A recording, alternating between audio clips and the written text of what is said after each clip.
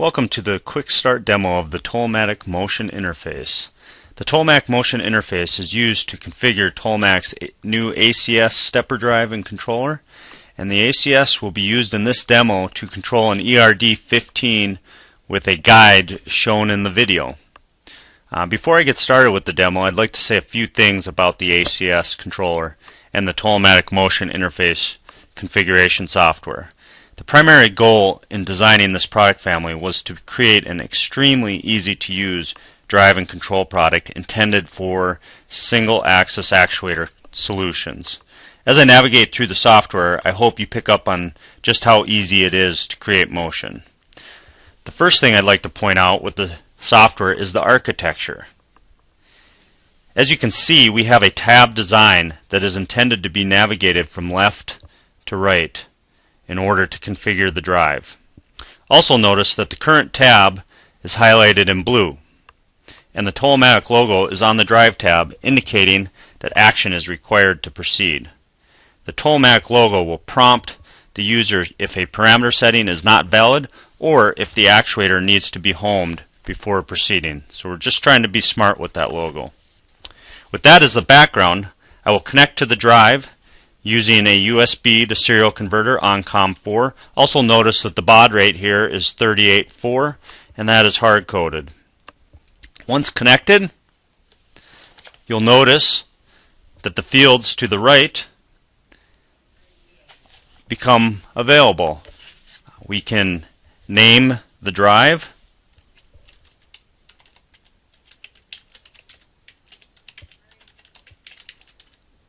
which is very convenient and powerful, especially when you're using Ethernet or RS-45 networking to keep track of the drive you are communicating to on the network. Also notice the information about the drive: product name, model, and firmware version. We also provide a photo of the drive product that you are connected to. Another thing I'm going to click and drag here is our software stop tool. That automatically gets launched when you connect to the drive, and what this allows you to do is to disable the motor at any time during use of the software. And this is a safety feature. Once connected, notice the Tollmatic logo is now on the Actuator tab. This indicates that the actuator must be configured before proceeding. Once in the Actuator tab, I can configure the Tollmatic actuator simply by reading the label off the actuator product and entering in the fields. So I got my model, size, screw lead, stroke units in English or metric, my stroke in millimeters, motor mounting, and motor option. Notice all the Tollmatic motors have the AM codes, but we also have support for third-party motors or other motors. And in the motor tab, I will show you how to add a third-party motor. The ACS also has drive for other actuators. At the time of this recording, only the ERD actuator is loaded into the database, but we plan to add most of our other electric actuators over time. If you need to control another Tollmatic actuator or a custom actuator, the other actuator feature is utilized. I've already created some other actuators as shown in the drop-down menu, or I can create a new one by pressing the New button. Notice when I do this there are red fields. This indicates invalid entries that need attention. The other actuators are primarily set up through the linear units ratio. For sake of this demo, I will enter 6-inch stroke and a 1/2 inch per motor revolution. Once I do that, the Save button is available. I press Save, and that gets added to the drop-down for future use. We'll go back to our Tollmatic actuator, and now once the actuator and motor are selected, notice the Tollmatic logo moves to the Home Setup tab. That is because the actuator and motor settings are known. Most of the other configuration parameters in the system can be set up automatically to known good values. But for the sake of this demo, I will continue on through the tabs from left to right. Moving on to the motor tab, notice that the motor I configured in the actuator tab, in the actuator string, is shown and all its parameters down below. An other motor for third-party motor support can be simply added the same way that the other actuator settings were done. Enter the values, press save, and it will be added to the drop-down. The only other parameter to call out is the reverse direction checkbox down here. This allows the user to change the positive direction of the motor depending on the orientation of the actuator in the system. With that, I will move on to the Mode Select tab. At time of this recording, there are 3 modes for 4, 8, and 16 move commands. These move commands can be either absolute, incremental, or jog moves for virtually infinite positioning capability. Notice the 2, 3, and 4 inputs in parentheses.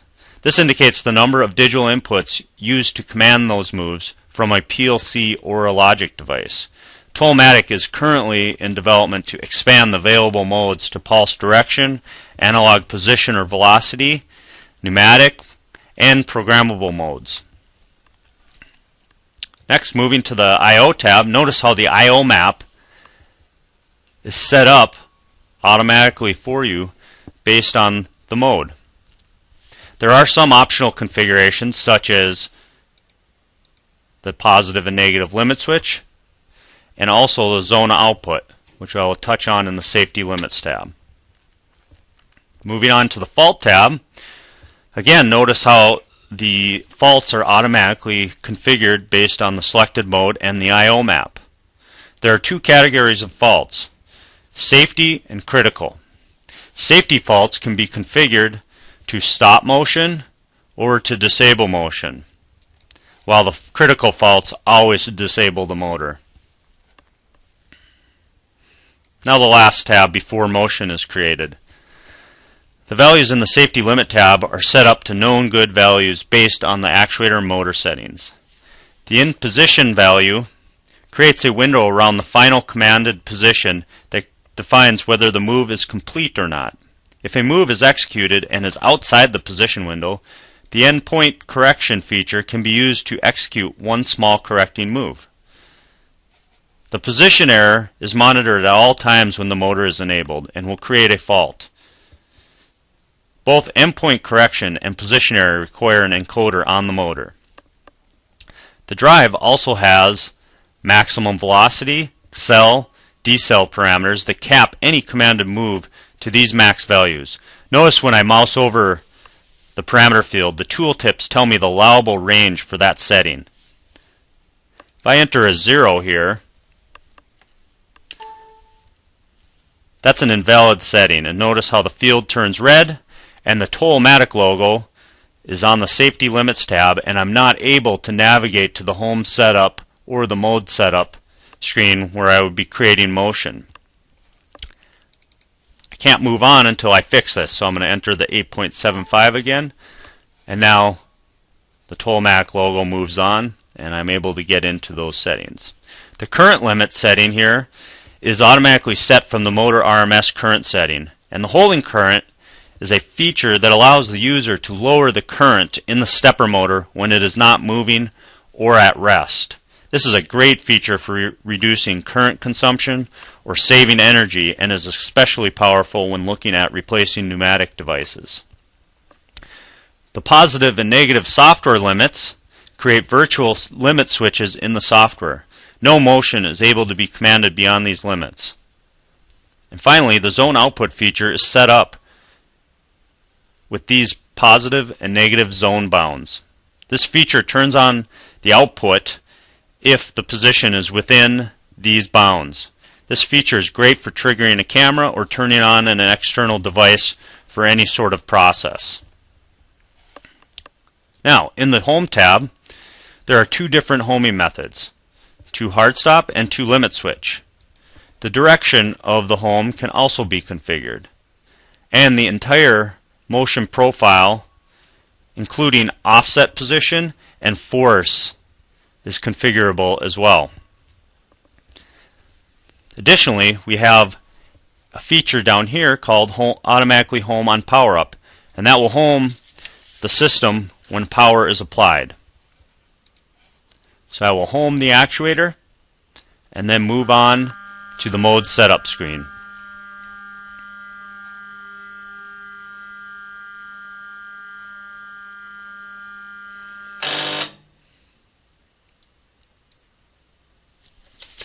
Once in the mode setup, notice the red fields here. Well, a zero velocity, a zero accel or decel is not valid, so I have to enter values there. Also notice the move type. As I mentioned, we have absolute move types. We have incremental, positive, incremental negative, jog positive, and jog negative. Now, a quick way to get these values filled, I can enter them manually, like this, but that might take a while. Also notice when I entered a value beyond the max velocity setting, it didn't allow me to do that, and it capped it to that setting. But I can come over here to the motion manager, enter whatever values I want, and then I can press teach. I can select a row, press teach, and it will take all these values and put them in this record. So a quick way is just to teach all the way down and then come and change the values as you want to. If I want to change position now, I can manually enter all those different positions.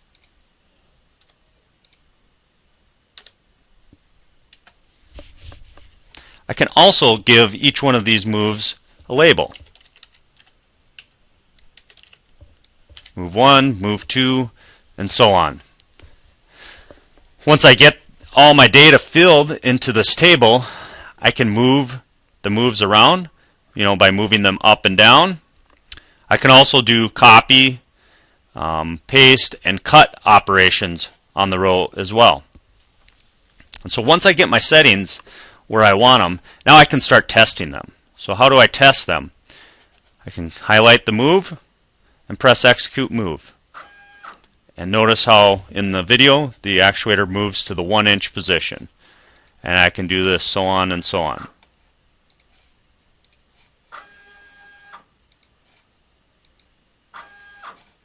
If I'd like to test the moves more in a sequence, I can use the software controlled move test sequence up here. So I can enter 1, 2, 3, 4.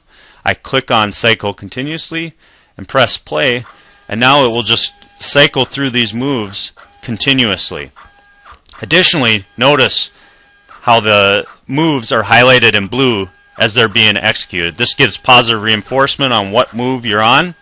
And at the same time, if you remember from the I/O map, there's move select inputs, and that's the logic required from the PLC to command motion. And notice, as those are selected, we're reinforcing the logic needed to create that motion from the PLC. I'll press stop. And then finally, once we get these positions set up, there's a nice easy way of switching units. Let's say you don't want to work in English units. I can come to the user units tool and select SI linear, and notice everything will get switched over to metric, millimeters, and watch the table as I press apply. Everything gets converted over automatically. So for sake of this demo, I'll still stay in inches here. Switch it back. Everything's good to go. And before I wrap this up, I wanted to just show the digital input control mode. And what this is this actually passes control for the motion over to the PLC or the logic device. Up until this point, with using the software, that interface was disabled for safety reasons. Now once I switch over, I have a little switch box here. Notice when I change switches, the LEDs are changing, and the move that's selected in the table changes. Also notice when I'm in this mode, I can't execute moves and I can't do anything from the motion manager anymore. That's for safety reasons. So now the PLC is in control, and that's the only thing that can create motion. So I thank you for your time today and watching our quick start demo, and hopefully you learned something and you can see how easy it is to create motion with our new ACS stepper drive and control product. Thank you.